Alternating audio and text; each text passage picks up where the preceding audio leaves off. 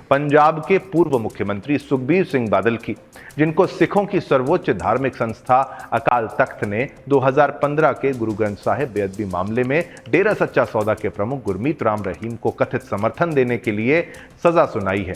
इस फैसले के तहत सुखबीर बादल और उनके सहयोगियों को गुरुद्वारे के किचन और साथ ही साथ बाथरूम भी साफ करने का दायित्व सौंपा गया है। यही नहीं, अकाल तख्त ने पूर्व मुख्यमंत्री प्रकाश सिंह बादल से फक्रे कौम सम्मान भी वापस ले लिया है। सुखबीर बादल वर्तमान में व्हील चेयर पर हैं और आप देखेंगे तस्वीर, सुखबीर सिंह बादल और साल 2015 में उनके कैबिनेट के साथियों को 3 दिसंबर को और दोपहर 12 से 1 बजे तक गुरुद्वारे के बाथरूम टॉयलेट साफ करने होंगे। ये सजा सुनाई गई थी। आज ही की बात आप ले लीजिए। इसके बाद उन्हें स्नान करना होगा, नहाना होगा और फिर लंगर सेवा में हाथ बटाना होगा। ये सजा है। ये सजा सुखबीर बादल द्वारा अकाल तख्त के सामने बिना शर्त माफी मांगने के बाद दी गई है।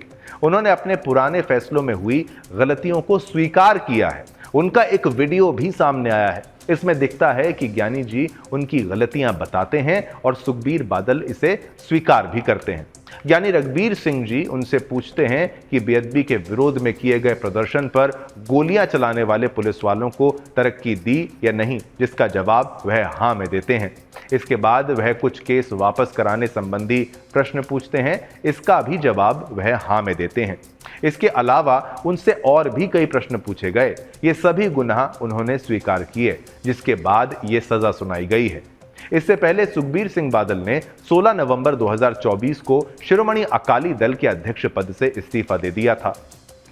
उन्होंने ये कदम पार्टी में चल रही उथल पुथल और अकाल तख्त द्वारा उन्हें तनख्वाह घोषित किए जाने के बाद उठाया। तनख्वाह का मतलब है वह व्यक्ति जो धार्मिक भावनाओं का अपमान करता है। पार्टी के वरिष्ठ नेता दलजीत सिंह चीमा ने उनके इस्तीफे की पुष्टि करते हुए कहा था कि नए अध्यक्ष के चुनाव जल्द ही होंगे।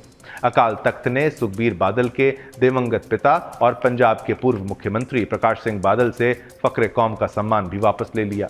यह फैसला भी 2015 के बेअदबी मामले को लेकर लिया गया है।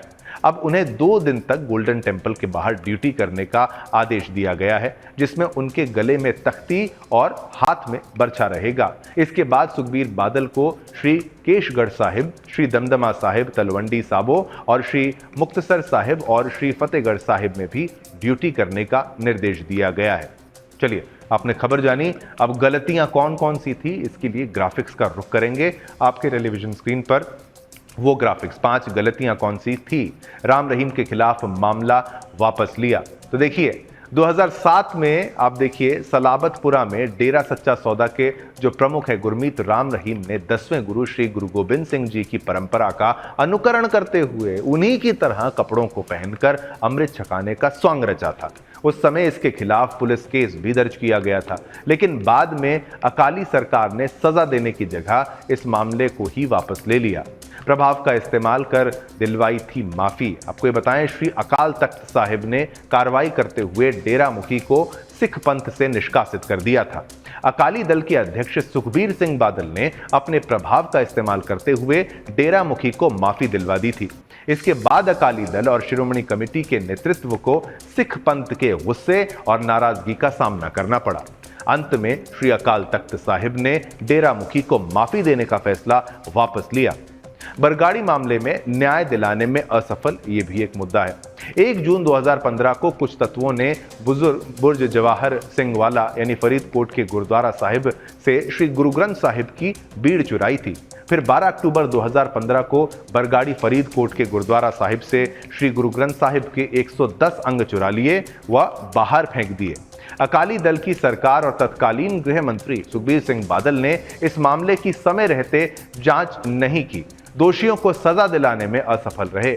इससे पंजाब में हालात बिगड़ गए और कोटकपुरा और बहबल कला में दुखद घटनाएं भी घटी। तो सुमैत सैनी को पंजाब का डीजीपी बनाना। अकाली दल सरकार ने सुमैत सैनी को पंजाब का डीजीपी नियुक्त किया था। राज्य में फर्जी पुलिस मुठभेड़ों को अंजाम देकर सिख युवाओं की हत्या करने के लिए उन्हें जाना जाता है, ऐसा आरोप था उन पर। पूर्व डीजीपी इजहार आलम, जिन्होंने आलम सेना का गठन किया, उनकी पत्नी को टिकट दिया और उन्हें मुख्य संसदीय सचिव बनाया, ये भी है। सुखबीर बादल को कौन सी सजा मिली है? सुखबीर बादल सहित कोर कमेटी मेंबर्स और साल 2015 में कैबिनेट मेंबर रहे नेता को निम्नलिखित सजा दी गई है। 3 दिसंबर से 12 बजे, आप सोचिए 12 बजे से लेकर 1 बजे तक बाथरूम साफ करेंगे। इसके बाद नहाकर ये सभी लंगर हॉल में सेवा करेंगे। बाद में श्री सुखमनी साहिब का पाठ करना होगा और पहली सजा में सभी वॉशरूम साफ करेंगे। बर्तन साफ करने की भी लगाई गई है सेवा, और ये सजा सेवा आप समान समझिए, जिसको मौका मिले ये तो करना ही चाहिए। रोजाना 1 घंटा करना होगा कीर्तन का श्रवण, तो ये भी एक सजा है। सजा क्या है? ये तो भगवान का नाम लेने के लिए पुण्य ही कराया जा रहा है। जनतक समागमों में बोलने पर तक की मनाही की गई है, तो ये एक अलग रूप में आप इसको समझ सकते हैं। सुखबीर बादल के पैर में प्लास्टर होने की वजह से उन्हें दरबान की सेवा करनी है, जिसकी तस्वीरें आपने देखी और आप हमारे ग्राफिक्स में भी देख पा रहे हैं। उन पर लगाए गए सभी आरोपों पर सुखबीर बादल ने अपनी गलती स्वीकार की है। उन्होंने कहा है कि वे अपनी गलतियों का पश्चाताप करते हैं और इस सजा को एक तरह से धार्मिक और आत्मिक सुधार का हिस्सा मानते हैं। गोल्डन टेम्पल की यह कार्रवाई एक संदेश देने वाली है, जिसमें धार्मिक आस्थाओं और समाज की सुरक्षा में राजनीतिक नेताओं की जिम्मेदारी पर प्रकाश डाला गया है। अब सुखबीर बादल और 2015 में उनके साथ रहे सभी मंत्रियों को 3 दिसंबर को गोल्डन टेम्पल के बाथरूम साफ करने का निर्देश दिया गया, जिससे यह साबित हो सके कि वे अपनी गलतियों का सुधार करने के लिए तैयार हैं। तो सजाएं, लेकिन सजा में सेवा भी छिपी हुई है और सजा को स्वीकार किया गया है, यानी सेवा को स्वीकार किया गया है। ये बड़ी बात यहां पर देखने को मिलती है। गलती को मानना, उसको स्वीकार करना और सजा को लेना। क्या हर मंत्री ऐसा करेगा? ये बड़ा प्रश्न है। चलिए, आपने खबर जानी और पोल के माध्यम से प्रश्न भी जान लीजिए जो हमने आपसे पूछा था। क्या आप इस सजा का समर्थन करते हैं? कुछ ही पलों में आपके टेलीविजन स्क्रीन पर क्या आप भी इस सजा का समर्थन करते हैं? हाँ या ना में जवाब देना है।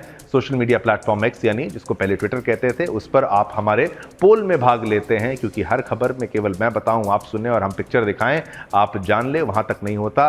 पोल में आप जब भाग लेते हैं तो आप खबर की गहराई को समझते हैं, क्योंकि ये जनमत जो कार्यक्रम है इसमें हर खबर पर पोल रहता है। तो हमने आपसे जो प्रश्न पूछा था उसमें कि भाई क्या आप इस सजा का समर्थन करते हैं जो कि अकाल तख्त के द्वारा उनको दी गई थी?